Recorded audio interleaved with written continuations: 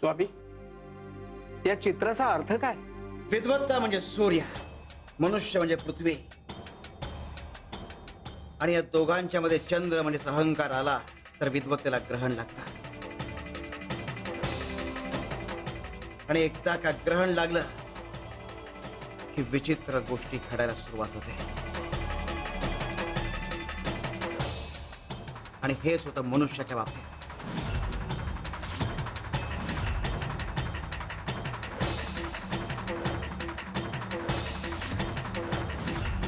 आता आम्हाला निघावं लागेल. स्वामी देवा, माफ करा, पण आपण कुठे जाणार आहात? शिव शंकर शिव.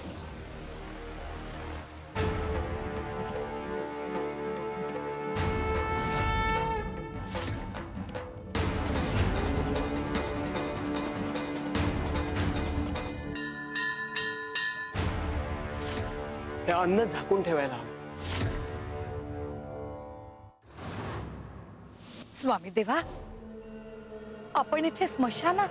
स्मशान नाही, सत्य, अंतिम सत्य. वेळ आली आहे सुंदरे. आम्हाला उंच जायचं, आम्हाला उंच जायचं, खूप उंच, खूप उंच. स्वामी देव असे कुठे गेले असतील निघून? नाही नाही, मी बघून येते. तुम्ही असं करा, हे अन्न झाकून ठेवा आणि तुम्ही या मागे.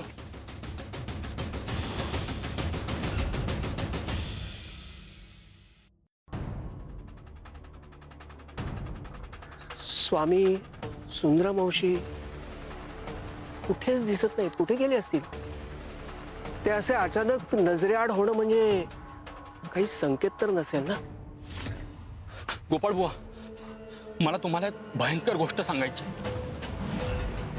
काय झालं? अहो, ते निरंजन राव, त्यांनी तुमची बखर, तुम्ही लिहिलेली बखर जमिनीत पुरली. काय?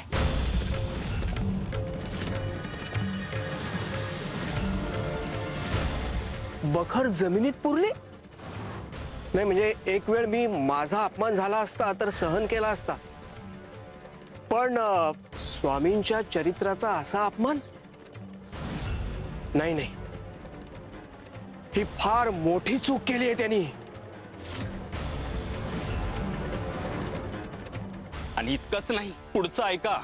अहो, ते निरंजन राव स्वतःला तुमच्यापेक्षाही मोठा कवी समजतात आणि म्हणतात कसे, ते गोपाळ बुवा माझ्या पासंगाला देखील पुरणार नाहीत. मला नाही सहन झालं गोपाळ बुवा, म्हणून इकडे आलो ताडकन. माझा अपमान झाला याचं मला काही वाटत नाहीये, पण स्वामींचं चरित्र, ती बखर माती खाली गाडणं, हे मला सहन होत नाहीये. आणि मी हे कदापि सहन करू शकत नाहीये. मी धर्मशाळेकडे चाललोय. पाहतोच आता. लोकांमध्ये भांडण लावून ती बघण्यात जी मजा आहे ना, ती कशातच नाही.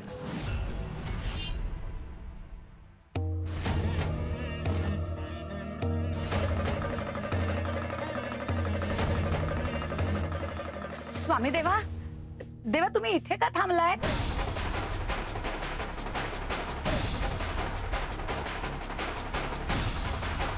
विहिरीत काही विशेष दिसतंय का? नाही, पण मला तरी तसं काही दिसत नाहीये. सुंदरे, नीट बघून सांग काय दिसतंय. पाणी दिसतंय आणि त्यात आपल्या दोघांचं प्रतिबिंब दिसतंय. पण देवा, पाणी हलतंय, स्थिर नाहीये, त्यामुळे आपलं प्रतिबिंबही स्पष्ट दिसत नाहीये. बरोबर सुंदरे, मनुष्याच्या मनाचं असंच असतं. पाणी स्थिर नाहीये म्हणून तुला नीट दिसत नाहीये, प्रतिबिंब नीट दिसत नाहीये, स्पष्ट दिसत नाहीये. आणि जेव्हा माणसाच्या मनात अहंकाराचे तरंग उठतात तेव्हा त्याला सत्य दिसत नाही आणि स्वतःची जागाही नीट कळत नाही.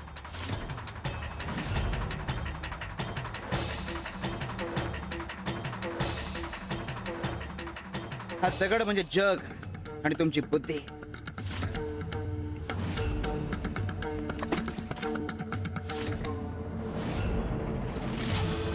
हे दोन्ही तुमच्या अहंकाराला सतत धक्का देत राहतात आणि अशा वेळी गरजेचं असतं ते मन शांत ठेवणं. आणि मन शांत ठेवायला हिंमत देते तुमची गुरुवरची भक्ती आणि विश्वास. खरंय देवा, गुरुवर श्रद्धा असली ना की मन स्थिर असतं. जो गुरुवर विश्वास ठेवतो त्याचं मन शांत राहतं आणि तो स्वतःला इतरांपेक्षा सरस समजतो. तो स्वतःला अहंकाराच्या काळ्या डोहात ढकलतो.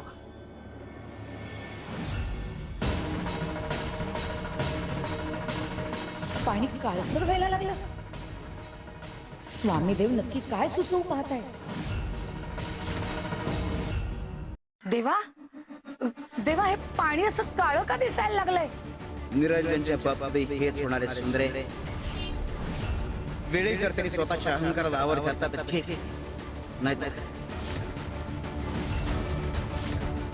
आणि त्याच्या अहंकाराच्या खेळात गोपाळाची मनशांती वेठीस धरली जाऊ शकते.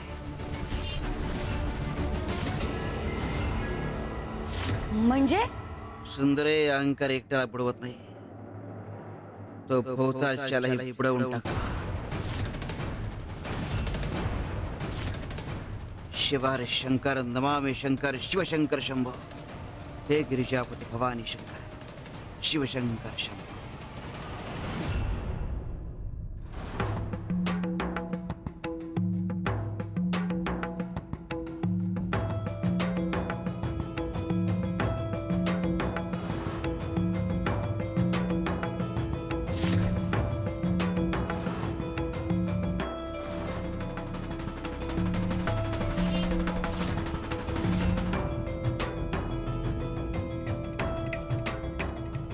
निरंजन भाऊ,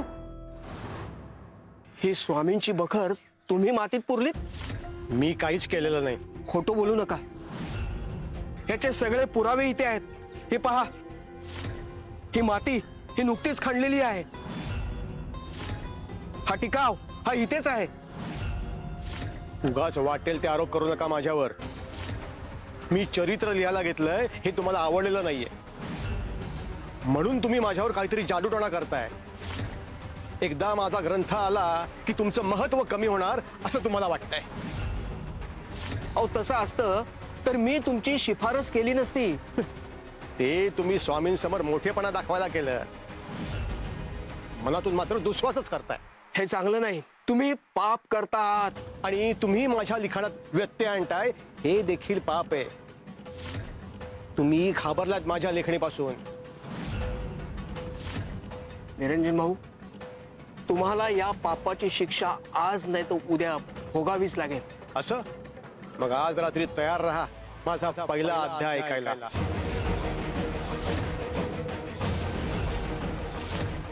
आणि माझा पहिला अध्याय ऐकल्यावर कळेल कोण सरस आहे आणि कोण नाही. स्वामीच काय ते सत्य दाखवतील.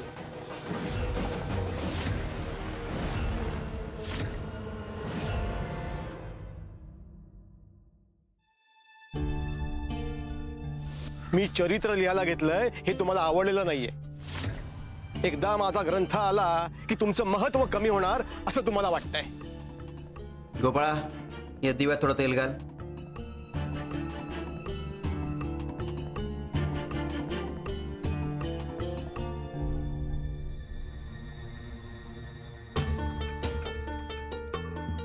धर्मशाळेत निरंजन भाऊंच्या बरोबर जे घडलं, म्हणजे त्यांनी बखर फुडली, त्यांच्या बरोबर वाद झाला, हे सगळं स्वामींना सांगावं होतं. पण नको.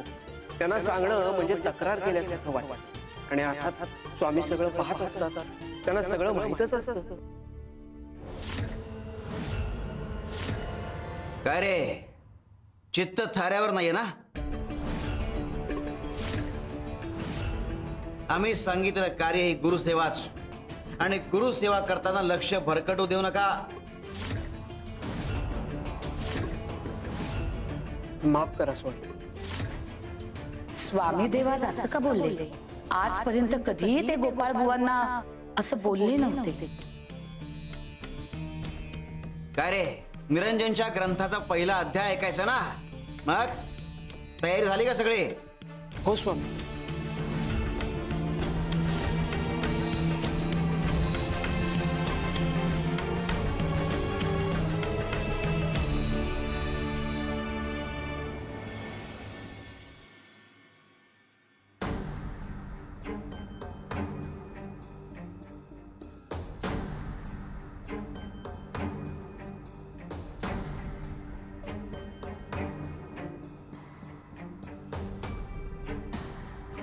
स्वामी, माझा पहिला अध्याय लिहून झालाय. कर सुरुवात.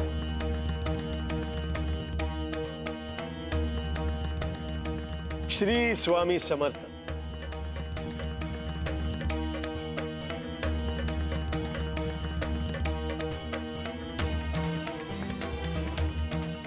शब्द छान आहे, पण हे खरं स्वामी चरित्र आहे का?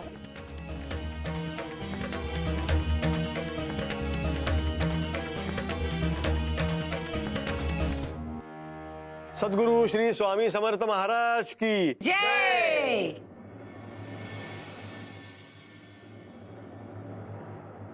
वा, छान लिहिलेत हा निरंजन भाऊ. खरंच तुमचं लिखाण खूप छान आहे. अगदी अलंकारिक लिखाण आहे तुमचं. स्वामी, सगळ्यांनी आपली मतं मांडली, तुम्ही काहीच बोलला नाहीत. छान लिहिलंयस. धन्यवाद स्वामी.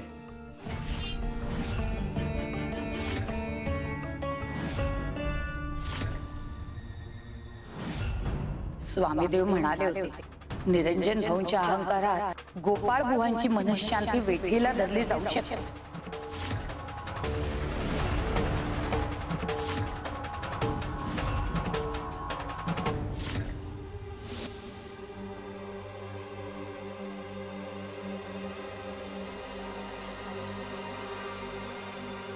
काय गोपाळ बुवा, खूप चिंतेत दिसताय. तुमच्यात आणि माझ्यात हाच फरक आहे. हे बघा, हे चांदीचं नाणं म्हणजे तुम्ही आणि हे सोन्याचं नाणं म्हणजे मी. शेवटी सोनं ते सोनं. ऐकलत ना सेविकरी काय म्हणाले ते? आणि त्याहूनही महत्वाचं स्वामी काय म्हणाले ते? खूप छान लिहिलंयस. आव्हान दिलं होतं मी आणि ते पूर्ण करून दाखवलं. निरंजन भाऊ, अहो तुम्ही माझ्यापेक्षा उत्तम लिखाण केलं, हे चांगलंच झालं.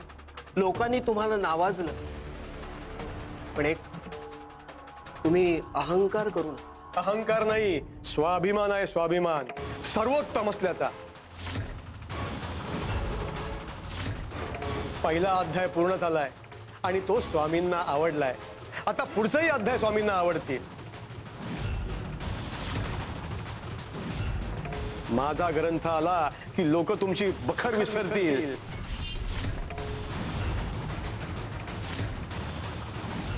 तुमची ओळख पुसली जाईल. प्रमुख भक्तांच्या रांगेत तुमच्या जागी माझी नोंद होईल. निरंजन भाऊ, प्रमुख भक्तांच्या रांगेत स्थान मिळवण्यासाठी मी आधीही कधी प्रयत्न केले नाहीत आणि यापुढेही कधी प्रयत्न करणार नाही. हा, पण तुम्हाला जर तिथे स्थान मिळवायचं असेल तर माझ्याकडून शुभेच्छा. हा, पण एक, त्याआधी तुम्ही संयम ठेवायला शिकलं पाहिजे. अहंकार सोडला पाहिजे. अहो, कारण अहंकार हे असं एक दूषित रसायन आहे की प्रतिभेच्या संपर्कात आल्यावर सोन्याचंही पितळ होऊन जातं. सोन्याची चमक उपजत असते. प्रकाशाच्या सानिध्यात आली की त्याची चमक अधिकच उजळते. सोन्याला अहंकार नाही म्हणत. माझी प्रतिभा स्वामींच्या सान्निध्यात आल्यामुळे ती अधिकच उजळली आणि तुम्ही त्याला अहंकाराची उपमा देताय. बस, माझी चिंता सोडा. तुमच्या भक्तीत कमतरता राहिली, प्रतिभा कमी पडली. गोपाळ बुवा, जरा त्याकडे लक्ष द्या.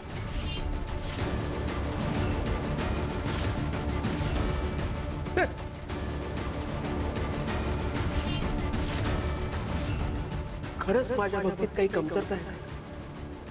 खरंच माझी प्रतिभा कमी पडतेय का?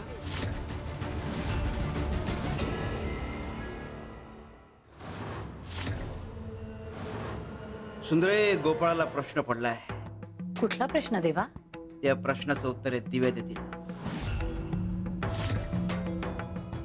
उत्तर दिवे देतील? प्रत्येक वेळी प्रश्न सोडवायला शब्दच उपयोगी येतात असं नाही. कधी कधी प्रकाशही बोलतो. हे घेऊन गोपाळाकडे जा. तो नामस्मरण करत असेल. त्याच्या समोर दोन्ही दिवे ठेव. त्याला म्हणावं, हे दिवे तुला काही सांगू पाहताय, कळतंय का विचार त्याला. जा.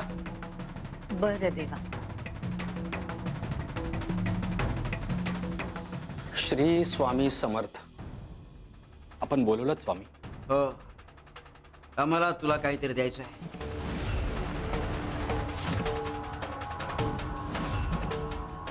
श्री स्वामी समर्थ. श्री स्वामी समर्थ. श्री स्वामी समर्थ. श्री स्वामी समर्थ. श्री स्वामी समर्थ. तुमच्या भक्तीत कमतरता राहिलीये, प्रतिभा कमी पडलीये गोपाळ बुवा, जरा त्याकडे लक्ष द्या.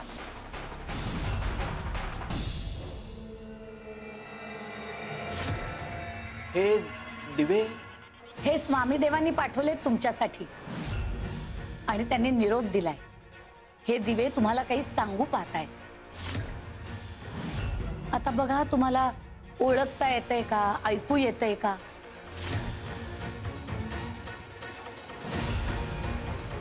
स्वामींनी असा निरोप का बरं दिला असेल? मला वाटतं या मागे स्वामी देवांची काहीतरी रचना असणार. स्वामी देव तुम्हाला काही सांगू पाहताय.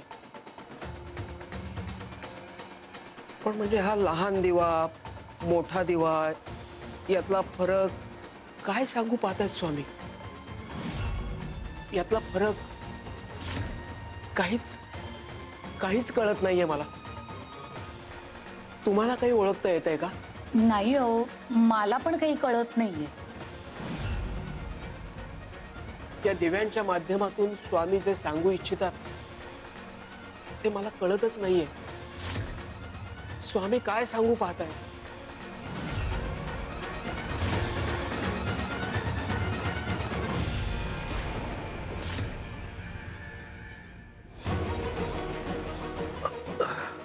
स्वामी, यातून दुर्गंधी येते. हे घे, हे कपडे घाल. स्वामी, तुम्ही कृपाळू आहात. जगातली मौल्यवानातली मौल्यवान गोष्ट तुम्ही मला देऊ शकता. सोने, चांदी, धन, आशीर्वाद. पण ते सर्व न देता तुम्ही मला हे मळकट आणि दुर्गंधयुक्त कपडे देता. याचं उत्तर उद्या कळेल. हे कपडे घाल धर्मशाळेचा. तिथे निरंजन लिहित बसलाय. रात्रभर त्याच्या समोर बस. सकाळी स्थानावर येईपर्यंत हे कपडे काढायचे नाही. घे. स्वामी, रात्रभर असं अशा अवस्थेत? स्वामी, दुसरा काहीही आदेश असेल ना तरी सांगा. दुसरं कार्य सांगा, मी करेन. हाच आमचा आदेश आहे. पाळलास तर ठीक, नाही तर ठीक आहे स्वामी, तुम्ही जसं सांगितलं तसंच करेन. श्री स्वामी समर्थ.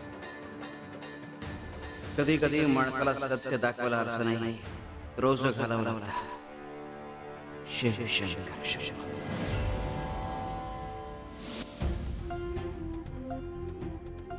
काय रे गोपाळा, दिवे काय सांगतात कळतंय का? स्वामी, मी माझ्या परीने अर्थ लावायचा प्रयत्न केला. गुरुकृपेत या दिव्यांसारखं जळावं लागतं असं वाटलं. गुरुकृपेचं तेल जोवर आयुष्यात आहे तोपर्यंत भक्त तेवत राहतो असं काहीतरी. उत्तम अर्थ शोधलायस गोपाळा, पण आम्हाला अपेक्षित असा अर्थ नाहीये.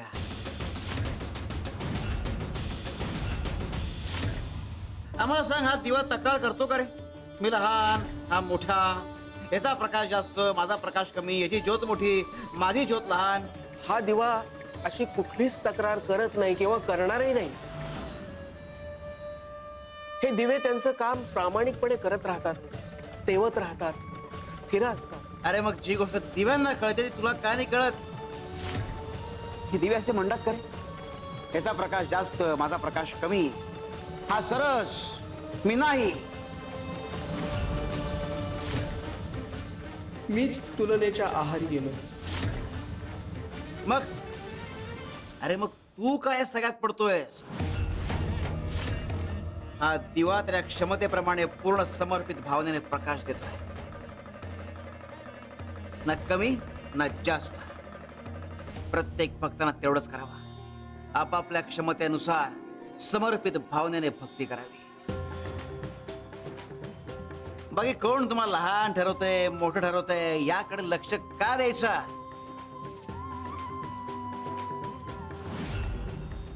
आमच्याकरता दिवा लहान की मोठा हे महत्वाचं नाही. प्रकाश कमी की जास्त हेही महत्वाचं नाही. आमच्याकरता महत्वाचं आहे ते भक्ताच्या मनात दिव्याप्रमाणे तेवत राहणारी भावना.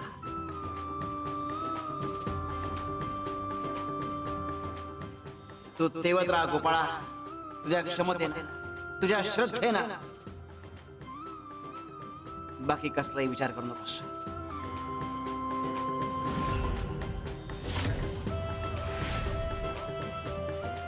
हो स्वामी. शिवर शंकर नमामि शंकर शिवशंकर शंभो. हे गिरिजापती भवानी शंकर शिवशंकर शंभो. श्री स्वामी समर्थ.